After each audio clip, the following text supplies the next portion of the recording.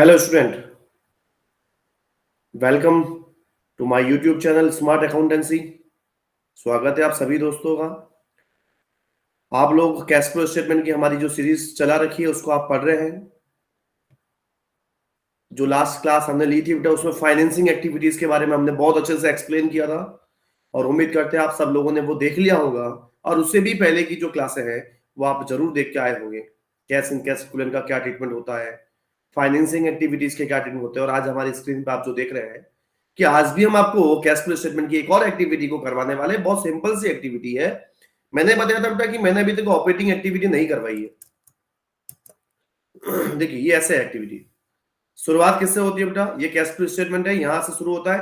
ये है हमारा ऑपरेटिंग एक्टिविटीज। उसके बाद में क्या आता है, सेकंड पे आता है इन्वेस्टिंग एक्टिविटी और थर्ड पे क्या आता है तो फाइनेंसिंग एक्टिविटी। आप लोगों मेरी स्क्रीन पे देख रहे होंगे तो दो तो खाली है अभी तक, ऑपरेटिंग और इन्वेस्टिंग अभी तक मैंने पढ़ाया नहीं है। मैंने फाइनेंसिंग पढ़ा दी है और फाइनेंसिंग के साथ साथ में मैंने आपको जो कैश एंड कैश इक्विवेलेंट का ट्रीटमेंट होता है नीचे वाला कि आंसर कहां से आता है बेटा, वो हमने आपको सिखा दिया था। वो अभी मैंने यहां से हटा दिया था, रफ किया था, लेकिन सिखा दिया था।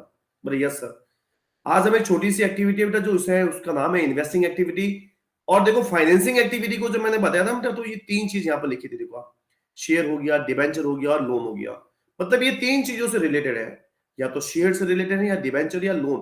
मतलब ये फाइनेंस से रिलेटेड है। पैसा कहां से आता है, पैसा हमें किसको वापस रीपे करना पड़ता है, क्या उसके बदले में डिविडेंड पे होता है, क्या उसके बदले में इंटरेस्ट पे होता है, इसी को अपन को कंसीडर करना था और वो हमने कंसीडर बहुत अच्छे से कर दिया था। अब बेटा देखो फाइनेंसिंग एक्टिविटी के बाद में जब आप इन्वेस्टिंग एक्टिविटी में आते हैं तो सर क्या ध्यान रखना है। देखिए तो आपको मेजरली दो चीजों का ध्यान रखना है। बोले बस, हाँ बेटा दो चीजें कौन कौन सी है बेटा। एक तो होती है हमारी नॉन करंट असेट्स, इसी के अंदर आ जाता है बेटा नॉन करंट इन्वेस्टमेंट।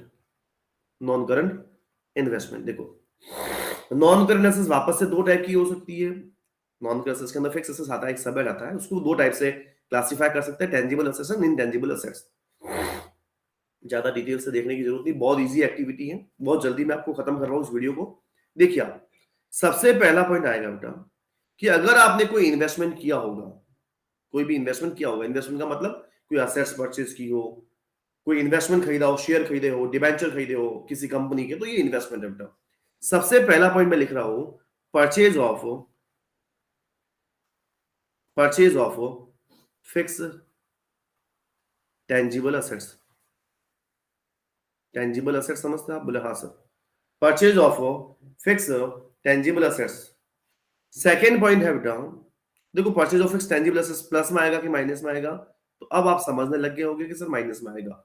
क्योंकि अगर हम फिक्स असेट्स को परचेज करते हैं तो पैसा क्या होगा, बोले जाएगा सर। कैश का क्या होगा, आउटफ्लो होगा, बोले बिल्कुल सर।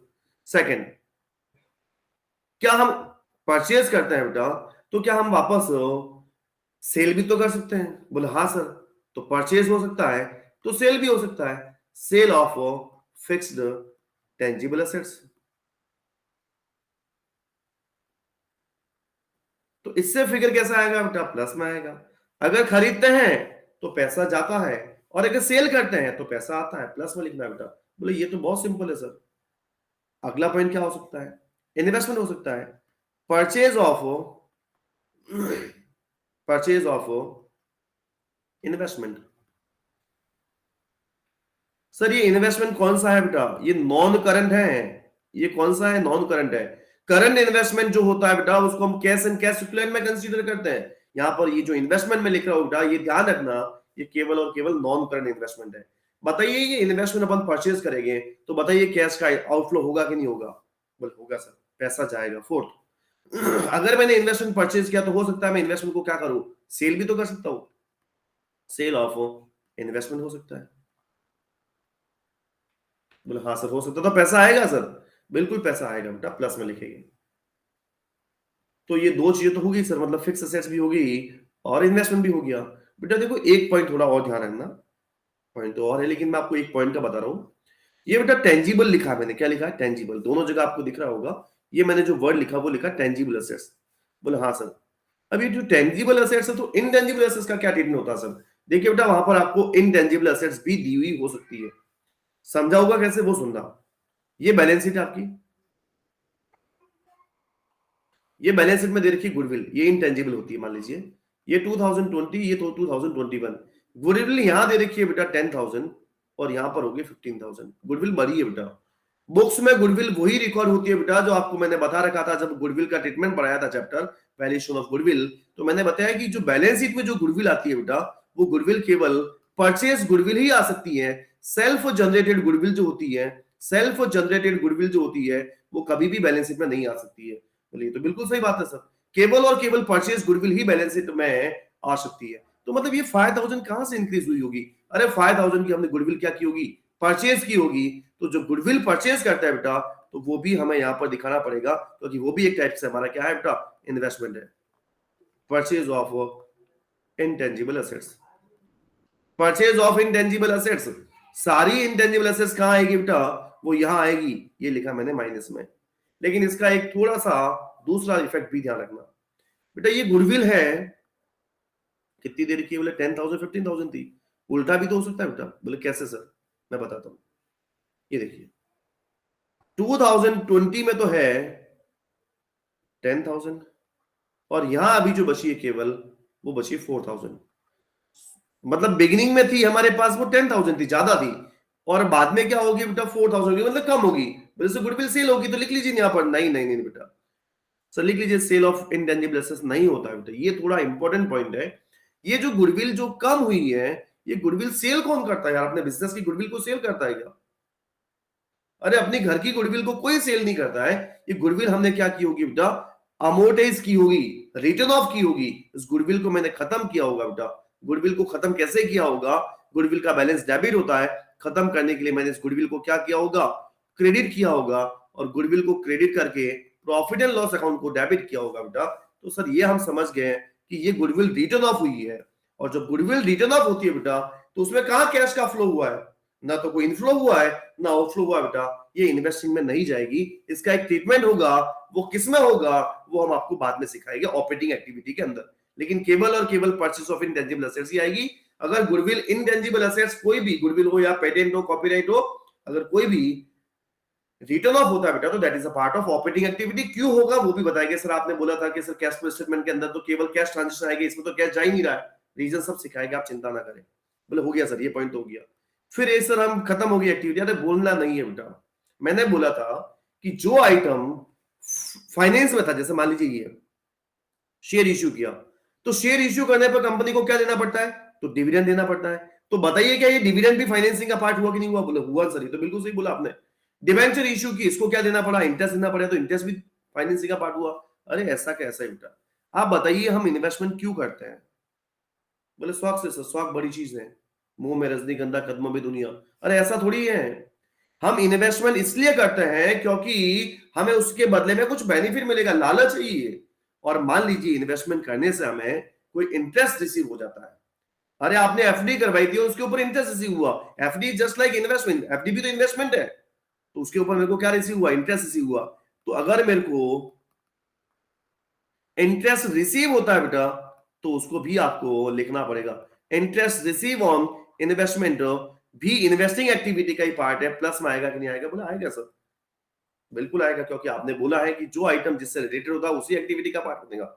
और इसको भी लगा दीजिए स्टार, ये भी बाद में एक ट्रीटमेंट और होगा। चलिए आगे sir. Interest receive on investment तो क्या, हम हमेशा इन्वेस्टमेंट जो करते हैं वो एफडी में या डिवेंचर में ही करते हैं, शेयर में भी तो कर सकते हैं। तो डिविडेंड भी तो रिसीव हो सकता है। अगर डिविडेंड रिसीव हुआ है, डिविडेंड क्या हुआ बेटा?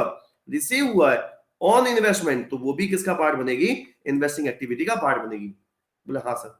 अब आप खुद सोचिए कि इंटरेस्ट पेड कहां गया था बेटा?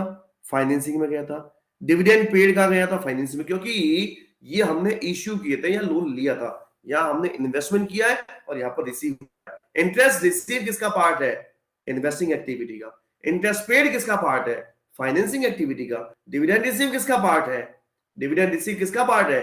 तो आप बोलना कि सर ये भी हमारा इन्वेस्टिंग एक्टिविटी का पार्ट है। और डिविडेंड पे किसका पार्ट है? तो फाइनेंसिंग एक्टिविटी का। एक चीज थोड़ा और क्लियर कर देता हूं, ये जो कैश फ्लो स्टेटमेंट बना रहा है बेटा, ये हम नॉन फाइनेंसिंग कंपनी का बना रहे हैं, नॉट अ फाइनेंसिंग कंपनी। सुन लेना, उसके बारे में अलग ट्रीटमेंट होता है, वो भी हम डिस्कस करेंगे। और कुछ सर? देखो अगर मान लीजिए कोई आपने लैंड ले रखी है, कोई प्रॉपर्टी ले रखी है इन्वेस्टमेंट के तौर पर, और उसके ऊपर अगर बाई चांस रेंट रिसीव हो जाता है, रेंट रिसीव हो जाता है, प्रॉपर्टी, और प्रॉपर्टी कैसी होनी चाहिए, एज अ इन्वेस्टमेंट होनी चाहिए। क्या होनी चाहिए बेटा, एज ए इन्वेस्टमेंट। तो भी पैसा आएगा कि नहीं आएगा, बोले से पैसा तो आएगा, बिल्कुल आएगा, कोई संदेह नहीं है, हमें कोई डाउट नहीं है। ये सारी चीजें बेटा किसके पार्ट बन गए हैं, ये सब सारे के सारे जो पार्ट बने हैं वो बने हैं इन्वेस्टिंग एक्टिविटी के। इसके अलावा सर कुछ भी नहीं आएगा बेटा। आप इन सबको प्लस माइनस कर दीजिए, या तो आंसर किस में आएगा, प्लस में, या किस में आएगा, माइनस में। वही चीज लिखनी है जो हम हमेशा लिखते हैं, या तो कैश का यूज हुआ है और या कैश आया है बेटा।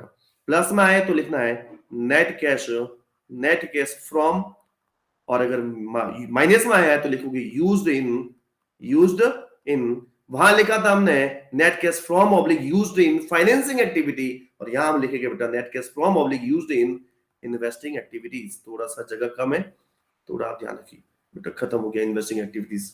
आप जरूर कमेंट करके बताइए क्लास कैसी लगी आपको।